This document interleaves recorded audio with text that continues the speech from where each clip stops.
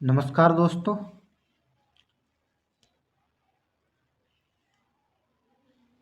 देखिए, हमने हिस्ट्री की क्लास में हड़प्पा सभ्यता और वैदिक सभ्यता दो टॉपिक कंप्लीट कर लिए थे, ठीक है। और हमने वैदिक सभ्यता के एमसीक्यू भी कंप्लीट कर लिए थे। लेकिन इसमें हमने एक बात स्किप कर दी कि जो उत्तर वैदिक काल था उसकी थोड़ी सामाजिक, राजनीतिक, आर्थिक और धार्मिक व्यवस्था के बारे में हम चर्चा नहीं कर पाए थे। तो मैं बता देता हूँ, दो तीन बातें हैं उसमें, जैसे सामाजिक व्यवस्था में, राजनीतिक व्यवस्था में दो दो तीन तीन बातें हैं, उन्हें हम यहीं समझ लेते हैं, वो कंप्लीट हो जाएगा। जबकि फैक्ट हमने उत्तर वैदिक काल, ऋग्वैदिक काल सभी के कर लिए थे, ठीक है। तो मैं जी मेंस के लिए बता देता हूँ, और जब भी फ्री में भी पूछा जाए क्वेश्चन तो आप इससे समझ सकते हैं, ठीक है। तो मैं बता देता हूँ आप। तो यहाँ उत्तर वैदिक काल की हम कुछ बातें कर लेते हैं, ठीक है। उत्तर वैदिक काल, ठीक है। ये देखिए, बता देता हूँ। देखिए, पहली राजनीतिक व्यवस्था, दूसरी आर्थिक, तीसरी सामाजिक, चौथी धार्मिक। तो इनमें क्या क्या बात याद रखनी है, ये देखिए। ऋग्वैदिक काल में राजा की शक्ति कम थी, यहाँ शक्ति में विस्तार राजा की जी आप कहीं लिख लेना है, कहीं जैसे आप वीडियो देखते हैं तो कहीं कॉपी पेन लेके बैठना है, उसमें नोट कर लेना है ये बात है, ठीक है। राजा की शक्ति में विस्तार होगा, ठीक है। शक्ति बढ़ेगी राजा की, क्योंकि यहाँ राजा को कर लेने का अनिवार्य अधिकार मिल गया, अनिवार्य। और दूसरी बात, यहाँ राजा यज्ञ करने लगे, जैसे राजस्व यज्ञ, वाजपेयी यज्ञ के माध्यम से अपनी शक्ति का विस्तार करता है। तो यहाँ राजनीतिक व्यवस्था में राजा की शक्ति का विस्तार होता है राजस्व यज्ञ, वाजपेयी यज्ञ के माध्यम से, और कार्य अनिवार्य होता है, ठीक है। ये बात याद रखेंगे राजनीतिक व्यवस्था में, ठीक। अब अर्थव्यवस्था की बात करते हैं, ठीक है। तो अर्थव्यवस्था में यहाँ देखिए, लोहे की खोज हो चुकी थी 6ठी शताब्दी ईसा पूर्व में, ठीक है। लोहे की खोज हो चुकी, तो यहाँ कृषि का विस्तार होता है, क्योंकि देख कृषि का विस्तार क्यों हुआ, लोहे की खोज हुई, कुल्हाड़ी आई, कुल्हाड़ी के कारण वन काटे गए, और जिससे जमीन, जो उपजाऊ जमीन है वो निकाली गई, और कृषि का उत्पादन प्रारंभ हुआ, कृषि अधिक मात्रा में पैदा हो, ठीक है। तो कृषि का विस्तार हुआ है, ठीक है। और देखिए, और ये सामाजिक सामाजिक व्यवस्था में क्या बात याद रखेंगे, ये देखिए, शूद्रों की स्थिति में गिरावट आई, ठीक है। क्योंकि यहीं से जो जातिगत स्तर है वो दिखाई देता है, ब्राह्मण, क्षत्रिय, वैश्य और शूद्र, चार वर्णों में जो जातियां विभाजित थी, ठीक है। ब्राह्मण, क्षत्रिय, वैश्य, इनको उपनयन संस्कार का अधिकार था। उपनयन संस्कार मतलब जनेऊ धारण करने का अधिकार था इन्हें, इसलिए इन्हें क्या द्विज जातियां कहते थे। जबकि शूद्रों को यह अधिकार नहीं था, तो शूद्रों की स्थिति में गिरावट आई और महिलाओं की स्थिति में गिरावट आई। समाज में ये बातें याद रखेंगे, ठीक है। महिलाओं की स्थिति में गिरावट आई और शूद्रों की स्थिति में गिरावट आई, ठीक है। ये बात याद रखेंगे। और देखिए, और था ये धार्मिक व्यवस्था, ठीक है। धार्मिक व्यवस्था, धार्मिक व्यवस्था, तो ये देखिए, उत्तर वैदिक काल में क्या है, कर्मकांड बढ़ चुके थे, कर्मकांड, ठीक है। कर्मकांड पहले भी थे, यहाँ बढ़ चुके थे। इसीलिए देखेंगे आप, यहाँ उपनिषदों का जन्म होता है, उपनिषदों का, उपनिषदों का जन्म होता है यहाँ। तो उपनिषदों में क्या है, इन कर्मकांडों की निंदा की गई है, तो यहाँ उपनिषदों का जन्म होता है। और छह दर्शनों का जन्म होता है, ठीक है, ये उत्तर वैदिक काल में।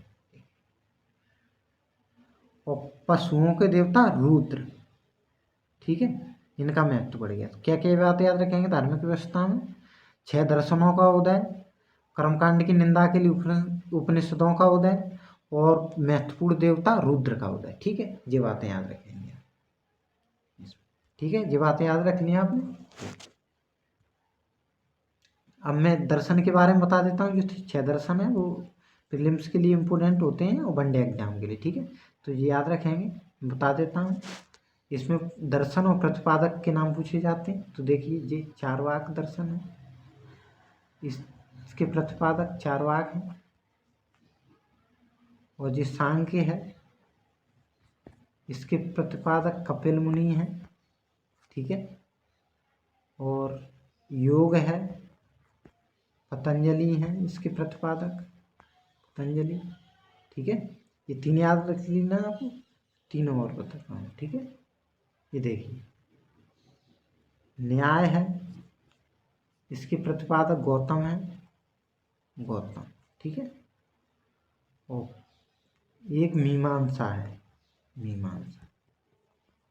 ठीक है, तो इसमें एक पूर्व मीमांसा है, एक उत्तर मीमांसा है।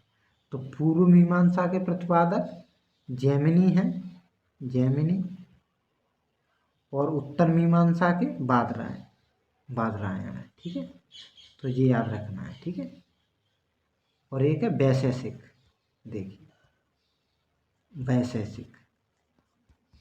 ठीक है, वैशेषिक, तो इसके प्रतिपादक हैं कणाद, या इनका दूसरा नाम है उलूक। ठीक है, तो ये फैक्ट के रूप में आपको 6 बातें याद रखनी है। ठीक है, दर्शन याद रखना है, प्रतिपादक। ठीक है, ये हमने उत्तर वैदिक काल कंप्लीट कर लिया, और इसके फैक्ट थे वो हमने पहले ही कंप्लीट कर चुके हैं, और कुछ एमसीक्यू में आ गए थे। ठीक है, अब हम पढ़ेंगे इसमें जैन धर्म के बारे में। ठीक है, देखिए मैं बता देता हूँ, इसकी पृष्ठभूमि जान लो आप लोग। देखिए देखिए क्यों उदय हुआ इन धर्मों का। ये देखिए, उत्तर वैदिक काल तक आप देखते हैं जाति व्यवस्था आ चुकी थी, जाति व्यवस्था स्थापित हो चुकी थी, जिसमें ब्राह्मण थे श्रेष्ठ उच्चतम पादान पर, फिर क्षत्रिय वैश्य शूद्र, और कर्मकांड बढ़ चुका था, कर्मकांड वृद्धि हो चुकी थी। तो इसीलिए अब देखिए 64 संप्रदायों का उदय होता है गंगा घाटी में, गंगा घाटी, जो इन कर्मकांडों के विरोधी थे। ब्राह्मणवादी जो व्यवस्था थी वो कर्मकांड थे, इसके विरोधी थे। इसीलिए ये जो गंगा घाटी में 64 संप्रदायों का उदय हुआ। ठीक है, इनमें से 2 प्रमुख थे, देखिए जैन और बौद्ध। ठीक है, दोनों के ही संस्थापक क्षत्रिय थे, क्षत्रिय कुल से, जिन्होंने कर्मकांड और उसकी निंदा की थी। ठीक है,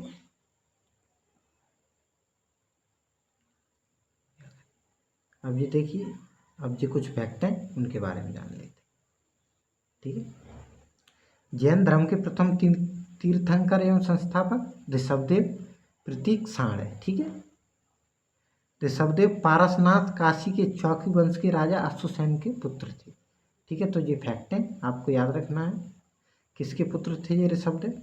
पारसनाथी काशी के चौकी वंश के राजा अश्वसेन के पुत्र। ठीक है, और ये देखिए 24 तीर्थंकर हैं, लेकिन याद कौन से रखना? पहले 22वें, 23वें और 24वें। ठीक है, 22वें तीर्थंकर हैं अरिष्टनेमि, इनका प्रतीक है शंख, और 23वें तीर्थंकर हैं पार्श्वनाथ, इनका प्रतीक है सांप। ठीक है, तो ये याद रखना है।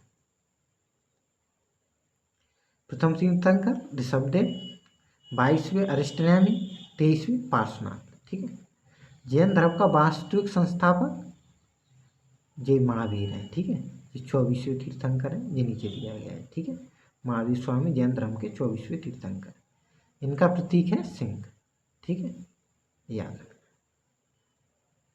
ये जैन धर्म के दूसरे तीर्थंकर के बारे में जानकारी दी गई है, ये है अजितनाथ। ठीक है, इनका प्रतीक है हाथी, याद रखें। तो ये 4-5 जो संस्था जैन धर्म के जो क्रम से हैं तीर्थंकर, उन्हें याद रखना, प्रथम, द्वितीय, और 22वें, 23वें और 24वें। ठीक है, ये 5 तीर्थंकरों के बारे में आपको याद रखना है। ये देखिए, महावीर का जन्म 540 BC कुंडग्राम वैशाली बिहार में हुआ था। तो ये महावीर के बारे में जानकारी है कि जो 24वें तीर्थंकर हैं उनके बारे में जानकारी दी जाएगी, और जैन धर्म के बारे में। ठीक है, इनके बारे में थोड़ी जानकारी रखना है। जो 22वें, 23वें पहले दूसरे हैं कि इनका प्रतीक क्या है, और ये कौन कौन से थे, इनके नाम याद रखना है। जबकि जैन धर्म महावीर के बारे में हम विस्तृत चर्चा करेंगे। ठीक है, देखिए जैन धर्म का वास्तविक संस्थापक महावीर, जो 24वें तीर्थंकर थे। इनका प्रतीक सिंह था। ठीक है, ये है महावीर का जन्म 540 BC ईसा पूर्व कुंडग्राम वैशाली बिहार में हुआ था। ठीक है, इनके पिता का नाम था सिद्धार्थ, जो ज्ञात्रप कुल के प्रधान थे। ठीक है, क्षत्रिय थे। महावीर की माता त्रिशिला लिच्छवी गणराज प्रमुख की पुत्री थी। ठीक है, महावीर की पत्नी कौन थी? यशोदा। और ये महावीर की पुत्री थी अनुज्जा प्रियदर्शना। ठीक है, अनुज्जा प्रियदर्शना दो नाम थे।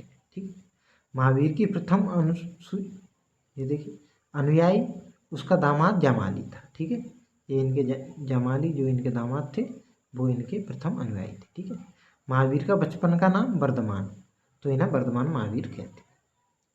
इन्होंने 30 वर्ष की अवस्था में घर का त्याग किया।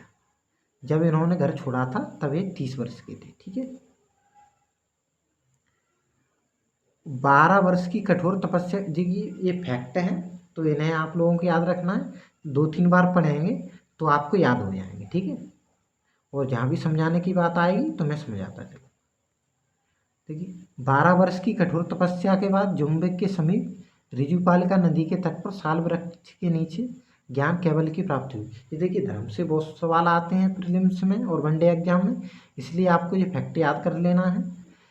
इसमें प्रत्येक फैक्ट इम्पोर्टेंट है। ठीक है, तो ये याद रखना है किस नदी के समीप कौन सा वृक्ष, ये वनडे एग्जाम में पूछ लिया जाता है। महावीर ने अपना प्रथम उपदेश कहाँ दिया था? तो ये राजगीर में अपना प्रथम उपदेश दिया था। महावीर ने अपना उपदेश प्राकृतिक भाषा अर्धमागधी भाषा में दिया था। ये प्रकृति है, हाँ, ये प्राकृतिक भाषा है। ठीक है, प्राकृतिक या अर्धमागधी भाषा कहते हैं इसे। तो जैन धर्म की भाषा अगर पूछा जाए क्या थी, तो प्राकृतिक भाषा, मूल भाषा प्राकृतिक थी। ठीक है, महावीर अपने शिष्यों को 11 गणराज्यों में विभाजित किया था। तो इनके शिष्य थे, उन्हें 11 गणराज्यों में विभाजित किया गया था, जो महावीर ने किया था। ठीक है,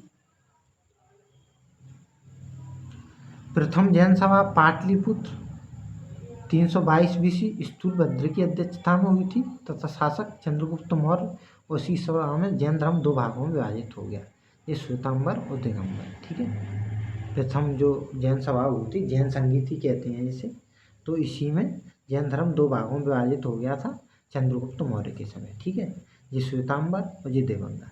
श्वेतांबर वो होंगे जो सफ़ेद वस्त्र पहनते होंगे, और दिगंबर वो होंगे जो नग्न अवस्था में रहते हैं। ठीक है, तो आपने देखा होगा कुछ सफ़ेद वस्त्र धारण करते हैं, कुछ नग्न अवस्था में रहते हैं। ठीक है,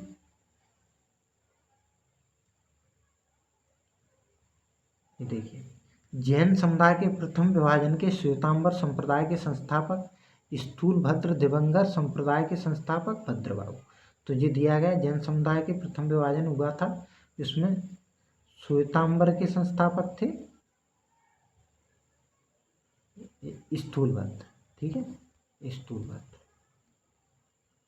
और जो दिगंबर संप्रदाय था, दिगंबर इसके थे भद्रबाहु।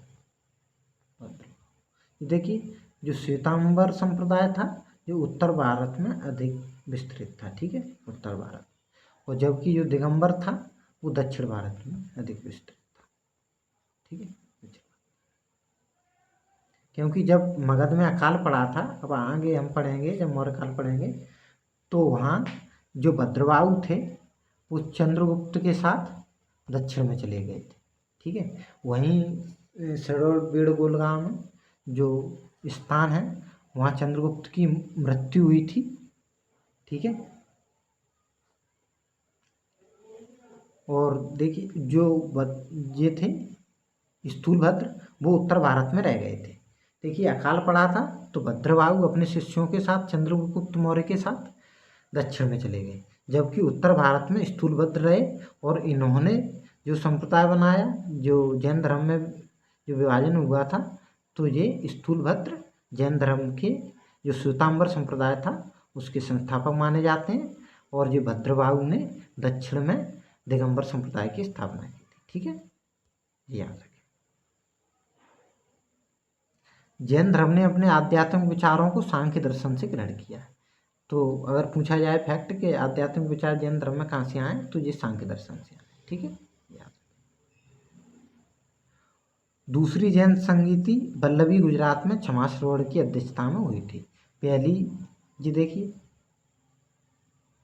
पहली स्थूलभद्र की अध्यक्षता में हुई थी और दूसरी जैन संगीति, ये देखिए कहाँ गया, देखिए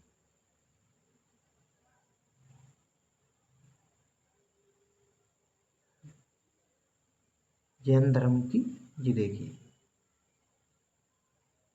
दूसरी जैन संगीति वल्लभी गुजरात में हुई थी। ठीक है, गुजरात में क्षमा सरोवर की अध्यक्षता। ठीक है, तो ये प्रथम और द्वितीय याद रखना है। पहली स्थूलभद्र की अध्यक्षता में, दूसरी क्षमा सरोवर की अध्यक्षता में। ये पूछे जाते हैं किसकी अध्यक्षता में कौन सी संगीति हुई थी। स्थान याद रखना है, ये वल्लभी गुजरात में हुई थी। ठीक है, और प्रथम जैन भिक्षुणी नरेश दधीवान की पुत्री चंपा थी। ठीक है, तो ये याद रखेंगे आप। ठीक है, ये याद रखेंगे। ठीक है, तो इसके आगे की क्लास हम कल करेंगे। ठीक है।